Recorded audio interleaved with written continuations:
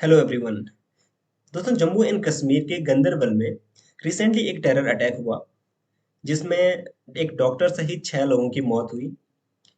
और इस terror attack की जो जिम्मेदारी है वो पाकिस्तान बेस्ड टेरर ऑर्गेनाइजेशन लश्कर फ्रंट के द्वारा ली गई। दोस्तों, इस टेरर अटैक को नेशनल कॉन्फ्रेंस के चीफ फारूक अब्दुल्ला जी के द्वारा बताया गया कि कश्मीर पाकिस्तान नहीं बनेगा। फारूक अब्दुल्ला जो कि नेशनल कॉन्फ्रेंस के हेड हैं और इन्हीं की पार्टी रिसेंट इलेक्शन में जीत के इन्होंने ही मुख्यमंत्री बनाया है अपना जम्मू एंड कश्मीर में। इस टेरर अटैक के साथ ही राहुल गांधी जी ने भी एक ट्वीट किया और इन्होंने जम्मू कश्मीर में जो भी हुआ उसे कायरतापूर्ण और अक्षम्य अपराध बताया। साथ ही साथ राहुल गांधी जी ने बताया कि आतंकवाद के खिलाफ इस लड़ाई में पूरा देश एकजुट है। अब एकजुट होगा भी क्यों नहीं? क्योंकि दोस्तों, आतंकवाद की जो सबसे भयावह रूप जो हो सकता है आतंकवाद का, वो होता है सिविलियंस को टारगेट करना। अब आतंकवादी सिर्फ हमारे आर्म्ड फोर्सेस पर्सनल को या फिर किसी भी पॉलिटिकल लीडर को ही अटैक नहीं कर रहे हैं, बल्कि स्थिति ये है कि वो सिविलियंस को अटैक कर रहे हैं, चाहे वो जम्मू एंड कश्मीर रेजिडेंट्स हों या फिर माइग्रेंट लेबर्स जो वहाँ पे बहुत सारे प्रोजेक्ट्स में काम कर रहे हैं। दोस्तों, हमारे लिए जानना ये ज़रूरी है कि ये जो अटैक्स हुए हैं, इनके पीछे कारण क्या हो सकते हैं? पहला रीज़न जो हो सकता है वो ये कि तो पहला कारण ये हो सकता है कि जम्मू एंड कश्मीर में 2019 में जब धारा 370 को हटाया गया था, उसके बाद पहली बार ये 2024 में ही इलेक्शंस कराए गए। ये इलेक्शंस हमारी सरकार की अच्छी नीतियों के साथ, हमारे आर्म्ड फोर्सेस की मदद के साथ और लोगों की मदद से इन इलेक्शंस को पीसफुल ढंग से संपन्न किया गया। दोस्तों, जब हम बात करते हैं जम्मू एंड कश्मीर के इस साल के इलेक्शंस की, तो वहाँ पे जो वोटिंग टर्नआउट था, ये 60% से भी ज़्यादा था, जो कि एक रिमार्केबल अचीवमेंट थी गवर्नमेंट के लिए।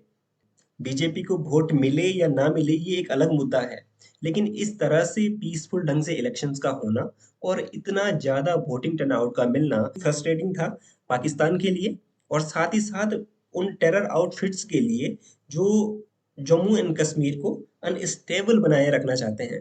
क्योंकि जम्मू एंड कश्मीर अगर अनस्टेबल होगा तो वहाँ पे लोगों को धर्म के नाम पे, क्षेत्र के नाम पे या फिर किसी भी पर्टिकुलर पॉलिटिकल आइडेंटिटी के नाम पे इन आसानी से इन्फ्लुएंस किया जा सकता है। लोगों को आसानी से मैनिपुलेट किया जा सकता है। दूसरा जो रीज़न हो सकता है वो ये कि गवर्नमेंट ने 25,000 करोड़ रुपए एलोकेट किए हैं जम्मू एंड कश्मीर में बहुत सारे प्रोजेक्ट्स के लिए। उनमें से चाहे वो बहुत सारी टनल्स हैं या फिर पासेस हैं, इन पासेस एंड टनल्स में स्मूथ कनेक्टिविटी को इंश्योर करने के लिए गवर्नमेंट ने लगातार यहाँ पे पैसे खर्च किए हैं। टनल्स और पासेस को लगातार मॉडर्नाइज किया जा रहा है। इनसे इंश्योर की जाएगी हमारी ऑल वेदर कनेक्टिविटी फर्दर, क्योंकि कारगिल सेक्टर जहाँ जो ये जेड मॉर्फ टनल है इसके काफ़ी नज़दीक पड़ता है, जो कि हिस्टोरिकली इम्पोर्टेंट है इंडिया और पाकिस्तान दोनों के लिए ही। तो फ्यूचर में किसी भी सिचुएशन को ध्यान में रखते हुए आर्मड फोर्सेस का मोबिलाइजेशन है वो स्मूथ हो सके। यही कारण हो सकता है कि जो टेरर ऑर्गेनाइजेशंस हैं इन कनेक्टिविटीज को नहीं होने देना चाहती। दोस्तों, बेहतर रोड्स का इंफ्रास्ट्रक्चर इस एरिया में बेहतर कनेक्टिविटी को इंश्योर करेगा। फ्यूचर में जब भी जरूरत होगी आर्म्ड फोर्सेस के मोबिलाइजेशन की, वो भी इंडिया के लिए स्मूथ और आसान होगा। इसीलिए यह सब कुछ पाकिस्तान और इसके टेरर ऑर्गेनाइजेशन ये सब कुछ पसंद नहीं आएगा और यही कारण है इस तरह के हमले करके वो लोगों को जो लोकल पीपल माइग्रेंट वर्कर्स हैं इन इन लोगों को डराया जा रहा है इस तरह की जो कंस्ट्रक्शन एक्टिविटीज हैं उनमें पार्टिसिपेशन ना करें।